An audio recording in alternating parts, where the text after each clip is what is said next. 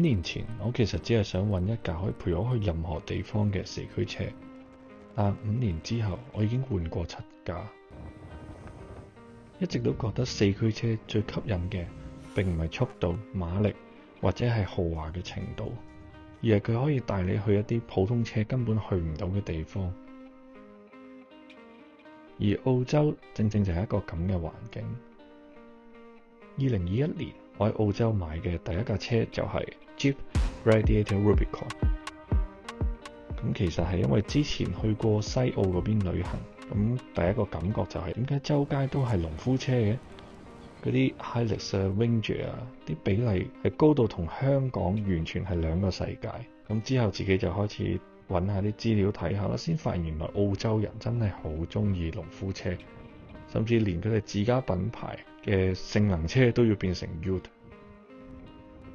佢哋可以攞嚟返工，可以攞嚟載嘢，可以去 camping， 可以去越野。咁再睇下，我自己就覺得嚟到澳洲第一架買嘅車，好似都應該要買返架農夫車。咁但係個問題係，一般喺街度見到嗰啲 Hilux 啊、Ranger 啊、D-Max 啊嗰類農夫車，我又覺得個外形唔算吸引。我始終都係中意一啲偏向硬朗、復古、辨識度高嘅設計。當時都有睇過70系嘅農夫車，咁但係就覺得佢個尾斗呢同個車身好似分裂咗咁，即係完全係兩種設計語言嚟，唔一致嘅成架車，有啲怪怪地嘅感覺。咁所以望下就發現咗 Jeep 嘅呢架 Gladiator， 一望落去就覺得個設計好有個性，嗰個外形其實就同 Wrangler 一樣，即係一望你就知道佢咪就係吉普車咯。呢種設計就好似你睇保時捷嘅911啊、Mini 啊嗰類設計，呢啲設計唔一定係最實用咁，但係佢係好襟睇、好難過時嘅。所以喺外觀上面，我好快就俾呢個 Gladiator 吸引咗。咁當時仲有得揀沙色嘅，不過我最後就揀咗呢隻類似水泥嘅灰色。咁我買 Rubicon 呢個級數呢，並唔係單單因為佢嘅外形，因為當時我基本上係冇任何真正嘅越野經驗，咁所以我其實好想要一架原廠已經幫你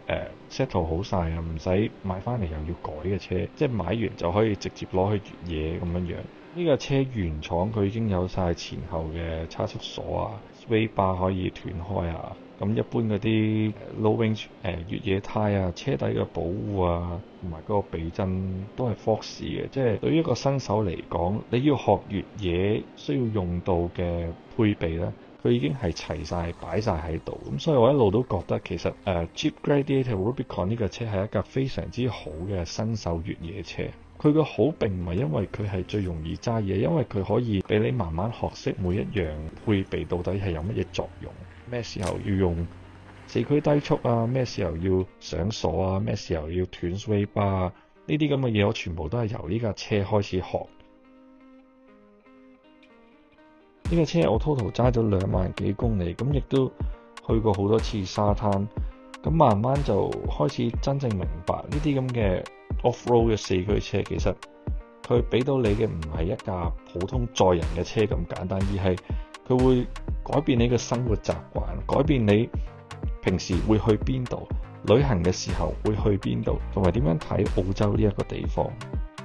咁仲有一樣嘢我之前係完全唔知道嘅，要揸咗 Jeep 先開始會留意到。就係 Jeep 佢有佢自己一個好獨特嘅文化。咁例如呢，路度見到其他嘅 Jeep 呢，好多時啲人都會伸2隻手指出嚟同你打招呼。呢啲其實係喺美國嗰邊 Jeep 車主之間一路流傳落嚟嘅傳統。咁仲有另一樣呢都幾得意，就係佢哋會派鴨仔。咁好多時，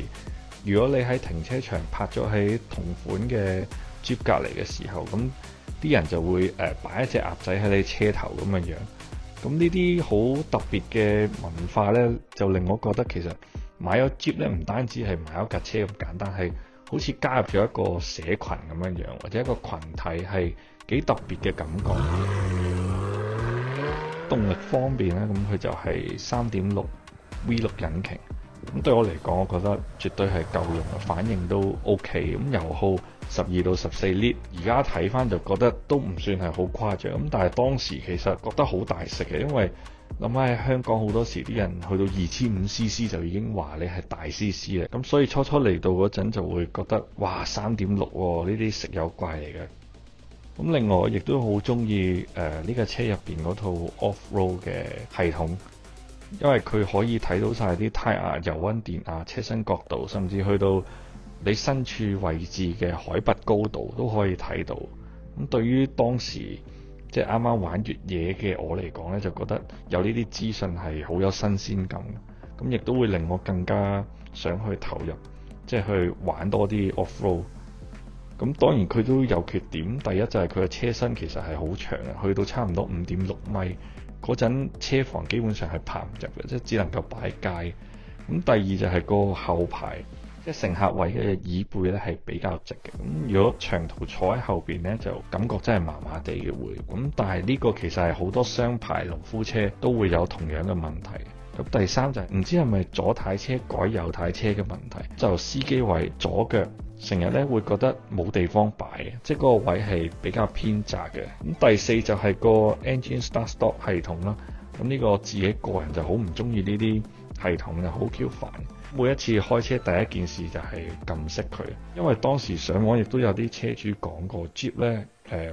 即係佢呢個 engine start stop 系統係用另一嚿比較細嘅輔助電池去供電嘅。如果嗰嚿電扯晒之後咧，咁佢就會撻唔着車，咁係好 Q 煩嘅。咁呢個係我自己一個比較介意嘅地方。萬一第時即係出去啲偏遠地方玩到一半，突然間死咗喺度，真係唔知點算。不過講到底，今日咁樣睇翻 Jeep Gladiator Rubicon 呢架車，其實覺得佢真係幾特別。咁雖然佢唔係一架好實用或者唔係一架好舒服，更加唔係一架慳油嘅車，咁但係